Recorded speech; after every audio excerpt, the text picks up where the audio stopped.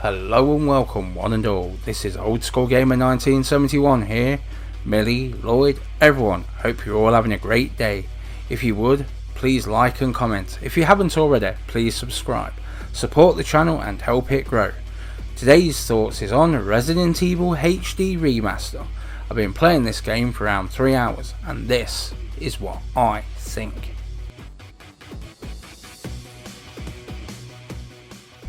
Resident Evil HD Remastered, developed by Capcom, is a survival horror game that came to the PlayStation 4 in 2014. This is a remake of Resident Evil. Still with me?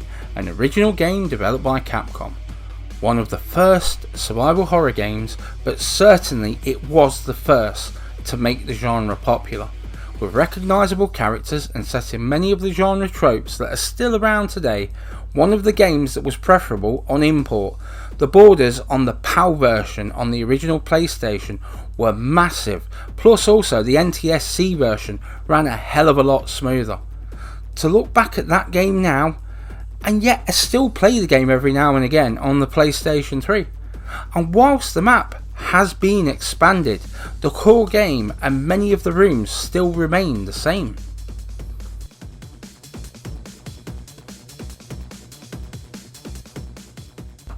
Capcom is 40 years old this year. This is an impressive achievement considering all the developers that have fallen by the wayside. Capcom is a Japanese developer / publisher established in 1979 and have developed so many fantastic franchises. Ghosts and Goblins, Street Fighter, Mega Man, Resident Evil, Devil May Cry, Onimusha, Dino Crisis, Monster Hunter, Breath of Fire, Dead Rising and Dragon's Dogma. The first Resident Evil released in 1996. The series has sold over 90 million units. Devil May Cry and Onimusha were both supposed to be Resident Evil prequels, but then decided against it before release. Resident Evil 2 Remake has sold nearly 4.7 million units since release earlier this year. They make games across many genres and systems, and I'm looking forward to the next numbered Resident Evil title, and Resident Evil 3 Remake and Project Resistance.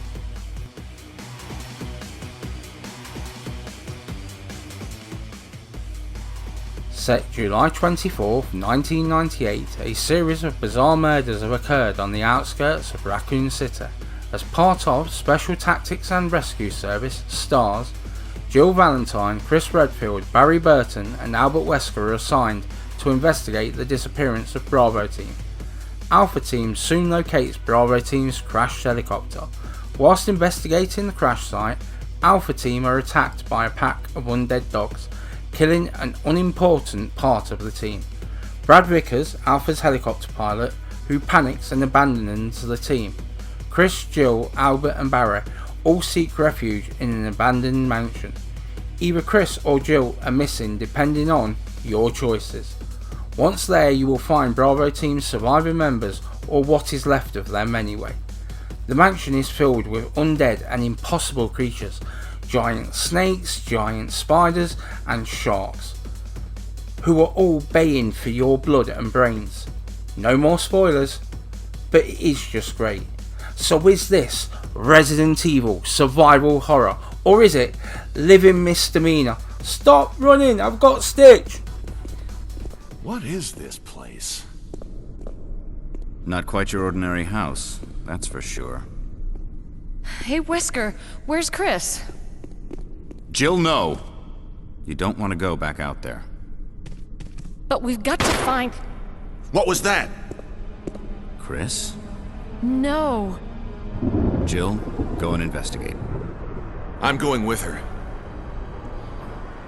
Chris and I go back a long way. Right. Resident Evil has often set the standards for graphics in the survival horror genre. Look at the games that was around at the same time as the original Resident Evil, Alone in the Dark 2 and Silent Hill, and whilst they were both really good games, I'm sorry but Resident Evil trumps them both when it comes to the graphics. When the first remake hit the GameCube, again it set a new standard, and then it came to the PlayStation 3 and PlayStation 4, and it just didn't. Do not get me wrong, this is a good looking game, and the PlayStation 4 game was the best looking of the remakes until Resident Evil 2 remake came out. But it was the animation and recreation of the mansion that stood out to me. Ultimately, it's when you watch footage of the game or watch somebody else playing it that you realise how good it all looks. Personally, this is still a pleasing looking game, and it oozes charm that adds to the overall game. And yet, I feel the game still holds up pretty well today. I feel the game is a big part of gaming history, and to me at least, showed at the time of release Resident Evil 6 had not put the final nail in the coffin for the series that I do indeed love.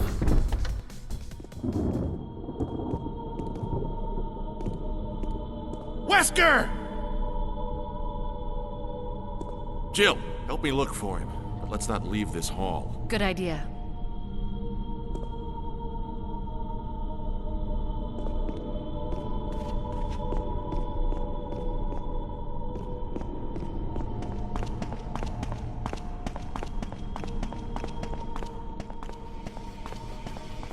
And now I will point out my only real negative with the game.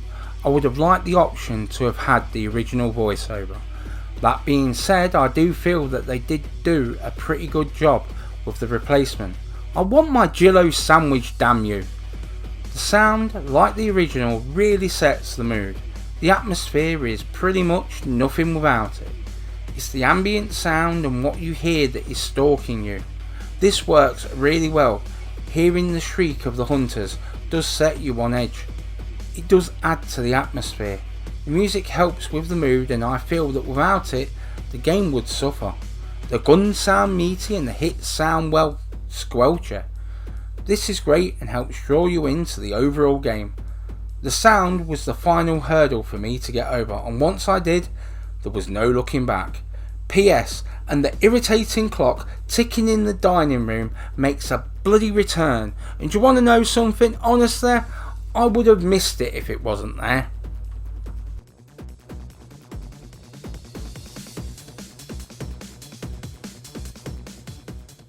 When this released for the original PlayStation, this set many tropes for the genre for years to come. Without question, it's the longest running and most successful survival horror series. Many have fallen by the wayside. Silent Hill, Alone in the Dark and Clock Tower are all long gone and falling short of a reboot, and don't see them coming back anytime soon. Whilst there was a DualShock version for the original PlayStation Resident Evil, it was only with the GameCube release did those joystick controls start to work, and with the release of the PlayStation 3 and PlayStation 4 versions, they finally got it spot on. With the new defensive weapons and burning the bodies of the zombies introduced during the GameCube version, the expanded map is also a welcome addition, and whichever way you play, either with the Dooku Dodge or like me with the Hit and Hope, there certainly is more game for you to sink your teeth into. In short, I really enjoyed what I have played of this game, and whilst I know I may never get the platinum, but I know it will be on my list to give it a damn good try, and in 3 hours there never seemed a dull moment, and even a few surprises along the way. It plays like the original Resident Evil with whistles and bells on it, and above all else, I had a great time playing the game.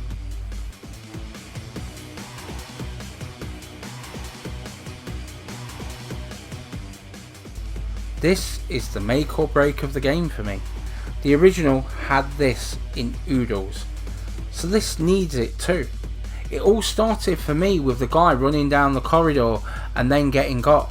Here we have the dead guy sitting up in the body bag and getting shot. The intro was also important. This has been remade, and then the opening in the mansion. The zombie on the floor, dogs bursting through windows, snake, giant spider, shark, giant plant, and then the hunters. The cutscenes with the zombies is all here, and all have that Resident Evil flavour to them. They are all scenes and events that I have embedded in my brain from the first time I played the original some 23 years ago or thereabouts. And whilst the feeling is not exactly the same, it does take me back and puts a big old smile on this old face.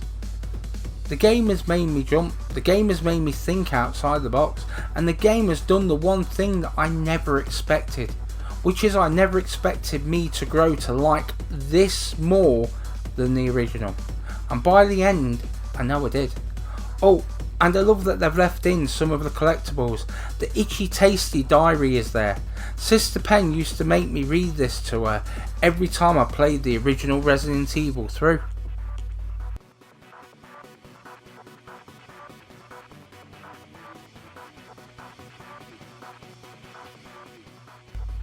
Having nearly done a complete playthrough, I'm nearly at the bit with, you know, the tyrant in the science labs. At some point I may post it on the channel. I enjoyed every minute of this, mainly because of the differences, but at the same time it's the similarities too. This game's shown us what has been missing from recent Resident Evil games. Yes, I am looking at you, Resident Evil 5 and Resident Evil 6. Enough new to be fresh, and enough the same to truly pay homage to the original. What happened here should be done to every game that I listed earlier. You know, Alone in the Dark, Silent Hill and Clock Tower. Because Capcom brought this game to a whole other generation of players who may have never played it otherwise. This also brought about the Resident Evil 0 HD and the Resident Evil 2 remake. So I had a great time and I fell in love with the game all over again.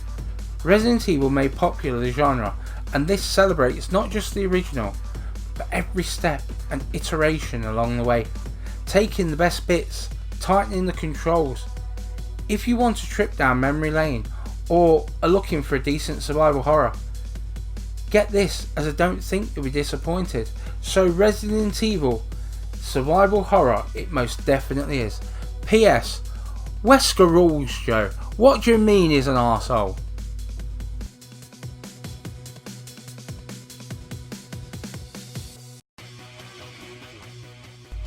If you are hearing this, you've made it all the way to the end of the video. Thank you very much for your support. Give it a thumbs up and comment if you enjoyed the video. Please share as it helps the channel grow and improve. Enjoy your day one and all. Old School Gamer 1971 signing off.